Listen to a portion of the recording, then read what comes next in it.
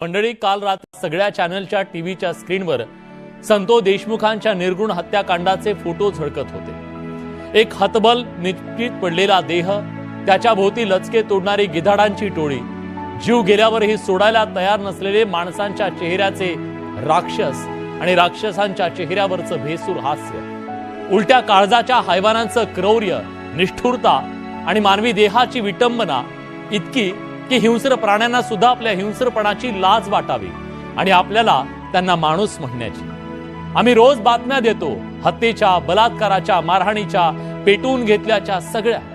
त्यामुळे आमचं काळीज सुद्धा तुमच्यापेक्षा थोडंसं घट्ट झालंय। माणसं मरतात, मारली जातात, पण खरं सांग, या हैवानांनी माणुसकी मारली हो। सगळं पाहून महाराष्ट्राच्या काळजात सर्र झालं, कारण हे सगळं चीड आणणारं होतं, संताप आणणारं होतं। वाटलं आपणही कसल्या रानटी लोकांमध्ये राहतोय।